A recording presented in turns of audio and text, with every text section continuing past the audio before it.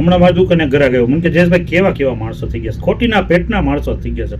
મેં કાંઈ એમાં શું થઈ ગયું? મેં અરે એ કે એક ભાઈ કે પૈસા ઉછીના લઈ ગયો છે, મહિનો દીનું કોઈ લઈ ગયો છે ને 1 વર્ષથી થઈ ગયું. એ કે પાછું દિવાળીનું કહેતો હતો. હવે આ દિવાળી વહી ગઈ એને પાછો 1 મહિનો થઈ ગયો. પાછો એ કે ભણનો દીકરો મારો ફોન નથી ઉપાડતો. કે બીજામાંથી મેં ફોન કર્યો ને તો માંડ કરીને ફોન ઉપાડ્યો. મને કે ધીમે બોલો ધીમે, કે દવાખાનાના કામમાં છો.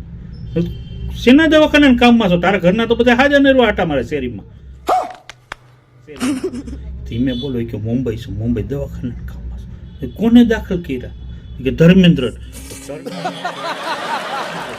ધર્મેન્દ્ર ને તારે હું લાગે કે ધર્મેન્દ્ર છે ને ધર્મેન્દ્ર. મેં હા એની ઘરવાળી હેમા માલિની છે ને, હા એના કાકાનો દીકરો છે ને, હા એનો પાડોશી છે ને, હા એના બાથરૂમ બાયણું મેં ફિટ કર્યું. એટલે હું ધર્મેન્દ્રને ખબર કાઢો કે હવે ખોટીના પેટનો થામા, ખોટીના પેટનો પૈસા ના દેવા હોય તો ના પાડે, હાલી હું